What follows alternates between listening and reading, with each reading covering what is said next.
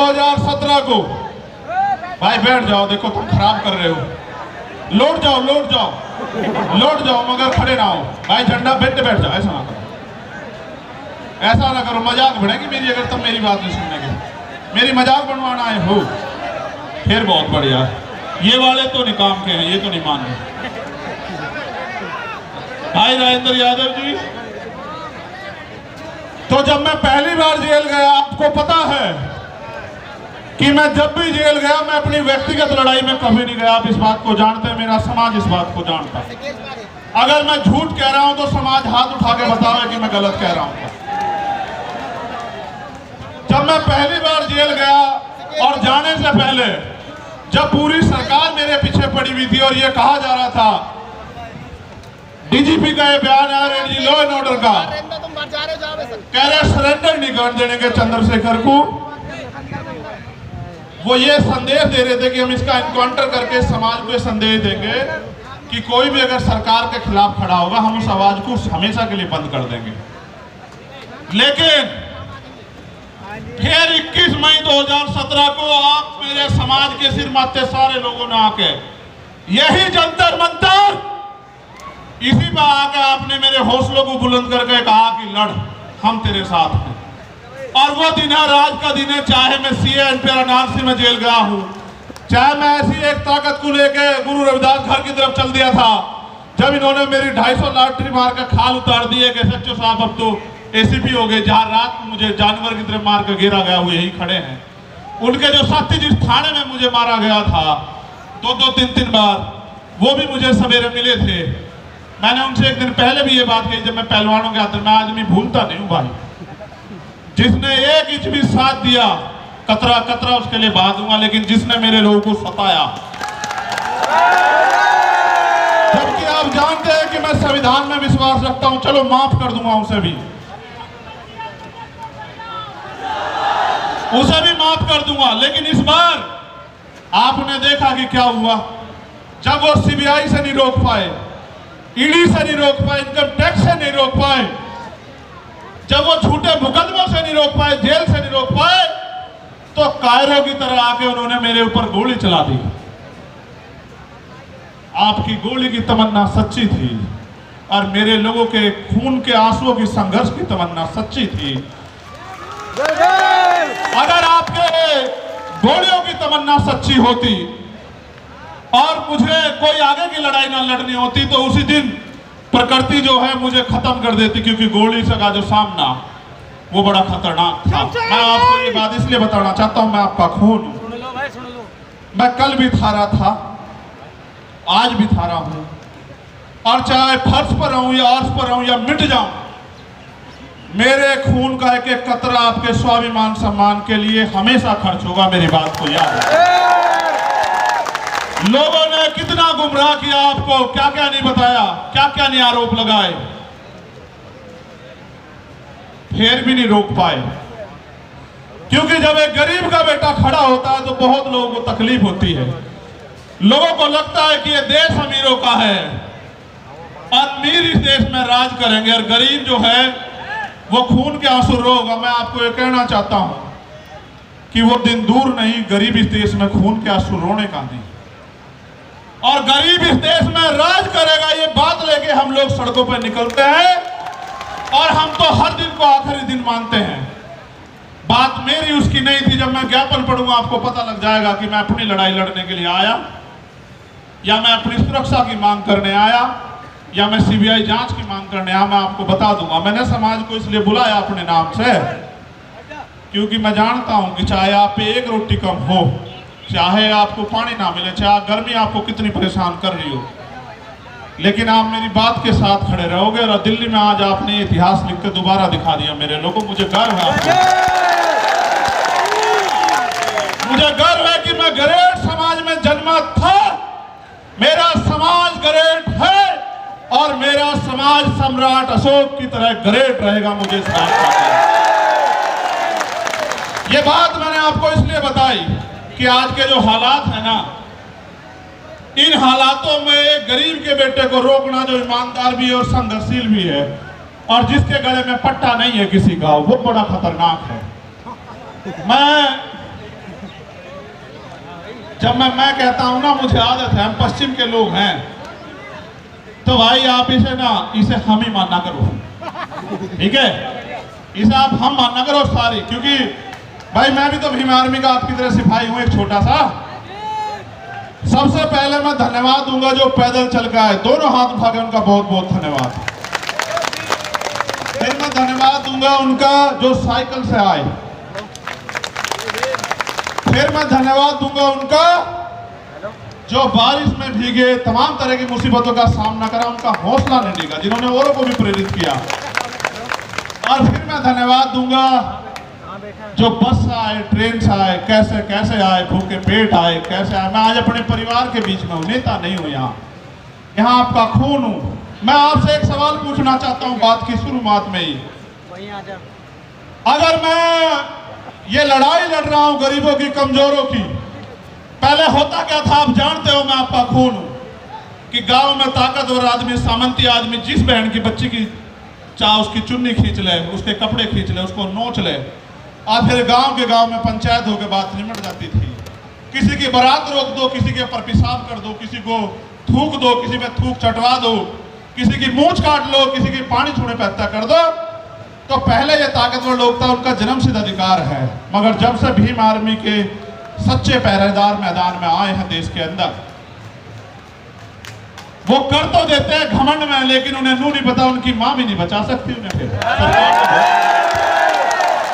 फिर वो जाते हैं जेल। जब वो जेल जाते हैं तो वहां बैठ के वो सोचते हैं कि हम किसकी वजह से जेल जा रहे हैं। तो जब वो जेल जाते हैं तो फिर वो क्या करते हैं पता है? वो जेल जाके ये कहते हैं बाहर निकलते कि इस आदमी को निपटाओ, वरना तो हमारा एक छत्र जो अधिकार है वो खत्म हो जाएगा इस देश में।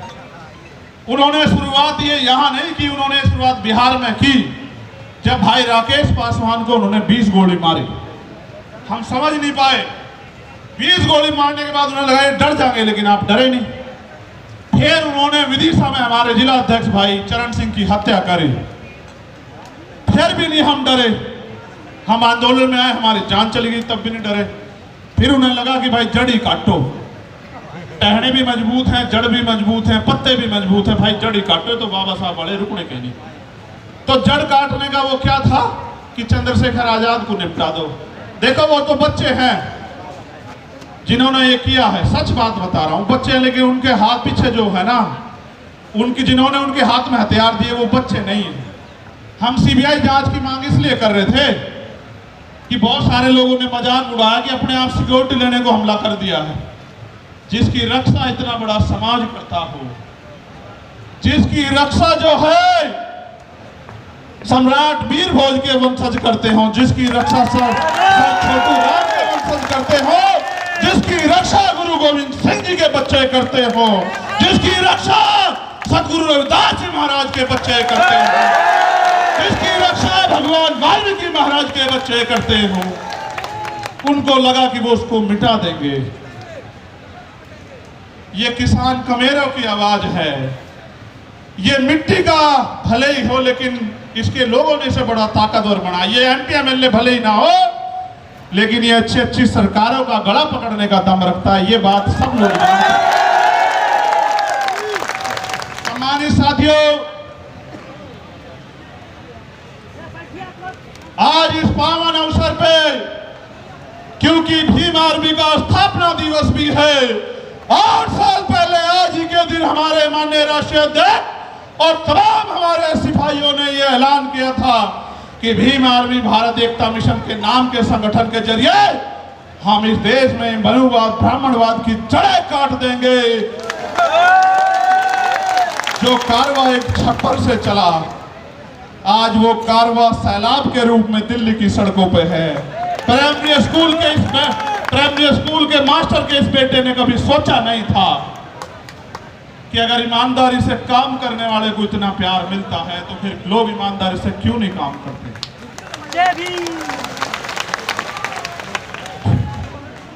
तो मैं इस पावन अवसर पे बहुजन समाज में जन्मे सभी संतों, गुरुओं, महापुरुषों को नमन करता हूं। भगवान बुद्ध, सतगुरु रविदास जी महाराज, गुरु नानक देव, संत कबीर, भगवान वाल्मीकि महाराज, गुरु घासीदास, राष्ट्रपिता ज्योतिबा फूले, छत्रपति साहूजी महाराज, बाबा साहब अंबेडकर,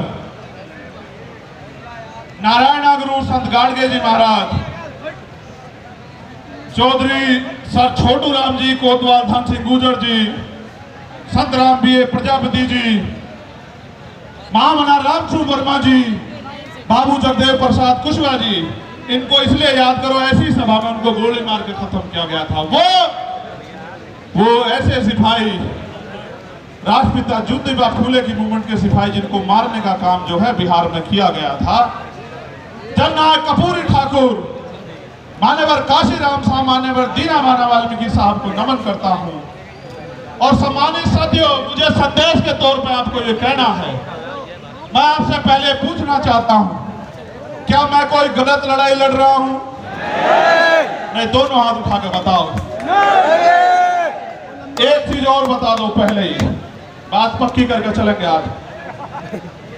खुश रहो, खुश रहो। बेटियां पैर नहीं छुआ करती, बेटियों के तो हाथ सर पे रहने चाहिए। क्या अगर मैं लड़ाई गलत लड़ रहा हूं और ये लड़ाई मुझे नहीं लड़नी चाहिए, तो आप आज इशारा कर दो, मैं ईमानदार से कह रहा हूं, मैं राष्ट्रीय अध्यक्ष जी को लिख के दे दूंगा कि हम ये संगठन बंद करके कोई खेती किसानी का काम कर लेंगे। जो आखिरी में बैठे हैं वो सब लोग बताओ भाई, ऐसा नहीं चलेगा, हाथ उठा के बताओ, ये काम बंद कर दूं? अच्छा अब सुनो, फिर गौर करो, एक सेकंड,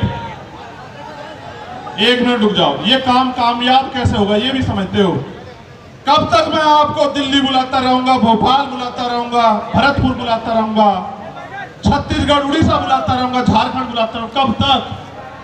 हर चीज की एक सीमा होती है। मैं भी आपको बुला बुला के थक गया, लेकिन जो अन्याय अत्याचार हो रहा है वो बंद नहीं हो रहा है। अन्याय अत्याचार बंद करने के लिए पहली 3 बातों पर आप गौर कर लो।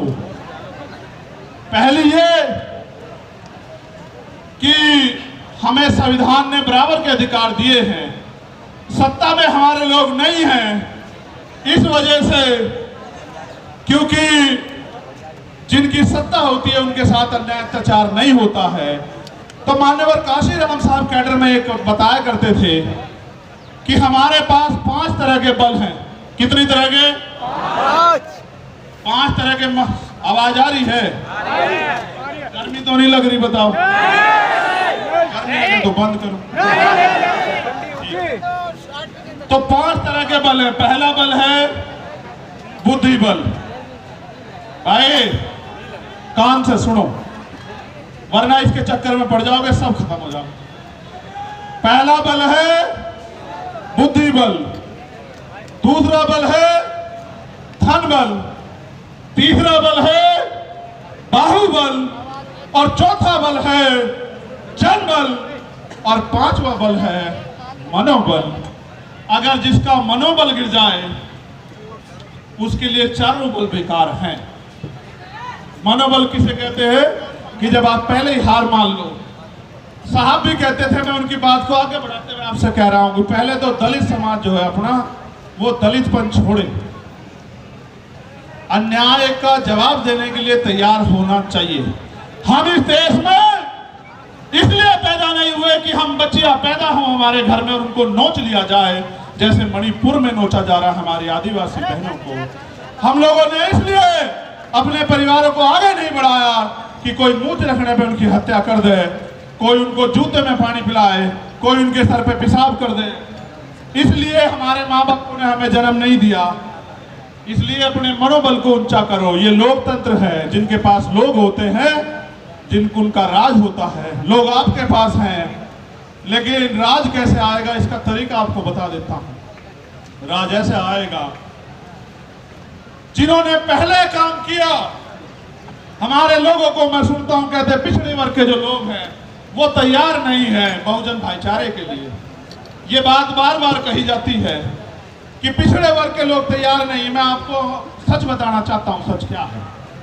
सच ये है, और आप इस बात को मेरी सुनोगे, कि पहले दलित समाज के लोगों को पढ़ा के अपने पैरों पे खड़े करके किताबें लिख के अपनी लड़ाई लड़ने के लिए सबसे पहले जो अगर शुरुआत किसी ने की, गुलाम भारत में अंग्रेजों के गुलाम जब हम थे तो वो राष्ट्रपिता ज्योतिबा फूले ने की, जो पिछड़े समाज से आते हैं, उन्हीं को बाबा साहब अम्बेडकर ने अपना गुरु माना। बाबा साहब 91 में पैदा हुए और ज्योतिबा फूले 1890 में चले गए। उन्होंने अपना सारा जीवन इस समाज को पैरों में खड़ा होने के लिए लगाया, क्योंकि बाबा साहब ने भी अपने नारे में कहा, शिक्षित हो। भाई चारों लोग डिस्टर्ब कर रहे हो, खोंची भर कर बिठा लो। फिर छत्रपति साहू जी महाराज को याद करो, जिन्होंने बाबा साहब को बाबा साहब बनाने में योगदान किया, उनकी प्रेस के लिए पैसा दिया। वो हमारे पिछड़े समाज के इतने बड़े नेता थे। राजा होते उन्होंने समाज से कहा कि डॉक्टर अंबेडकर आपके समाज के सच्चे नेता, इनका साथ दो। आप ये बताओ, वो भी पिछड़े समाज के थे। पेरियारी रामास्वामी नायकर, वो भी पिछड़े समाज के थे। नारायण गुरु, वो भी पिछड़े समाज के थे। सर छोटू राम, वो भी पिछड़े समाज के थे। बाबू जगदेव प्रसाद कुशवाहा, वो भी पिछड़े समाज के थे। जननायक कपूरी ठाकुर, वो भी पिछड़े समाज के थे। महामना रामस्वरूप वर्मा, वो भी पिछड़े समाज के थे। और जिन्होंने देश की आजादी में योगदान दिया, चाहे शहीद आजम भगत सिंह रहे हों या कोतवाल धन सिंह गुजर रहे हों, शहीद उधम सिंह रहे हों, करतार सिंह सराभा रहे हों, वो भी इसी वंचित पिछड़े समाज के थे। उन्होंने अपना काम कर दिया। अगर आप चाहते हो कि बहुजन एकता बढ़े, अब आपकी जिम्मेदारी है कि आप उनको जाके बहुजन आंदोलन को समझाने का काम करो। जैसे पहले उन्होंने घर घर जाके आपको समझाने का काम किया, ऐसे आप भी जो है अब घर घर